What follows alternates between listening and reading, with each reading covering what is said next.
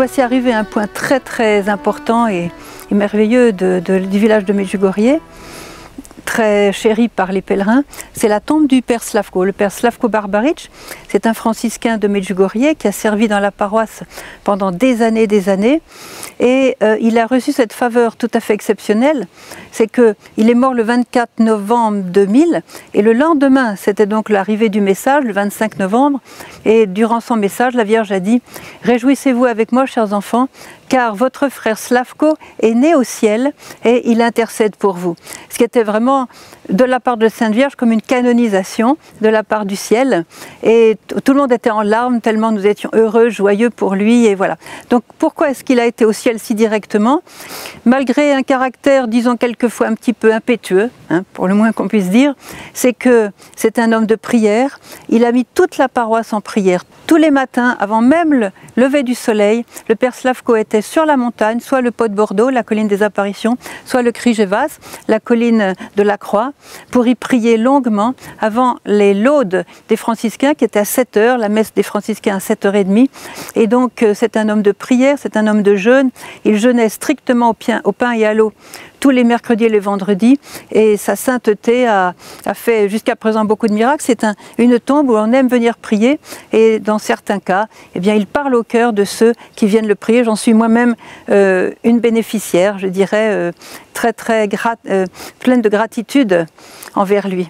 Alors je crois que pour nous c'est un lieu saint où on peut demander au Père Slavko la grâce de la prière, la grâce de la fidélité, de la persévérance dans la prière quotidienne, en particulier dès le matin, pour vraiment fixer sa journée dans les cœurs de Jésus et de Marie. C'est un grand homme et on parlait même de faire une cause de béatification. Bon, je ne sais pas si ça suivra son cours, mais en tout cas c'est un grand homme et je crois que c'est quelqu'un que l'on peut prier vraiment de tout notre cœur pour Medjugorje, pour l'avenir de Medjugorje et pour que Medjugorje soit reconnu. Il a beaucoup travaillé dans ce sens, il a beaucoup expliqué les messages, il a entraîné des milliers de pèlerins à vivre les messages.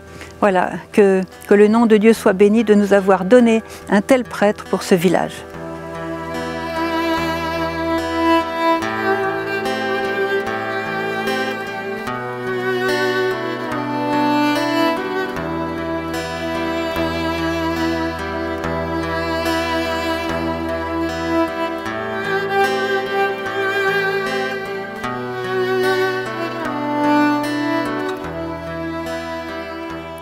Vierge Marie, puisque nous sommes maintenant sur la tombe de ton très très cher et fidèle apôtre, le Père Slavko Barbarić, je voudrais me tourner vers toi avec tous ceux qui font le pèlerinage avec nous, et je voudrais d'abord te remercier d'avoir suscité un tel prêtre dans cette paroisse de Medjugorje, un prêtre qui a donné l'exemple d'un homme fidèle, d'un homme qui a eu du zèle pour toi, qui aimait expliquer les messages, qui se souciait des âmes, que tous nous puissions bien comprendre le message, comment entrer dans ton cœur, Vierge Marie, faire ce que tu dis. Et avec lui, Vierge Marie, par son intercession, puisque tu nous as dit toi-même qu'il était au ciel avec toi, qu'il était né au ciel et qu'il intercédait pour nous, eh bien avec son intercession et la tienne, je voudrais vraiment te demander de bénir tous les prêtres. Nous te prions maintenant pour tous les prêtres du monde, ceux qui sont de saints prêtres, ceux qui sont moins saints, ceux qui sont en grande difficulté, ceux qui sont en crise, aussi bien sûr ceux qui ont quitté le sacerdoce, ceux qui nous ont baptisés, ceux qui nous ont fait faire notre première communion, confessé, tous les prêtres qui nous ont donné un jour la communion, ceux qui nous ont bénis, ceux qui nous ont donné peut-être le sacrement des malades, ceux qui nous ont instruits, enseignés, conseillés, nos pères spirituels, et aussi les prêtres qui sont en train de mourir.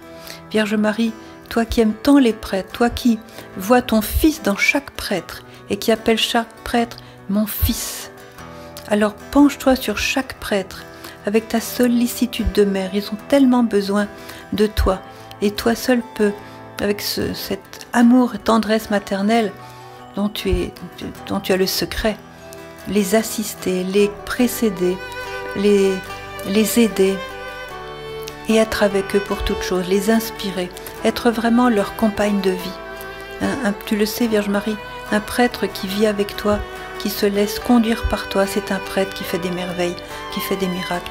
Aujourd'hui, Vierge Marie, nous t'en supplions tous ensemble, d'une seule voix, d'un seul cœur. Bénis tous les prêtres, surtout ceux qui ont des difficultés. que tous deviennent des saints prêtres avec ton intercession. Tu le peux et tu veux le faire. Tu es magnifique, tu es merveilleuse. Merci Vierge Marie, merci.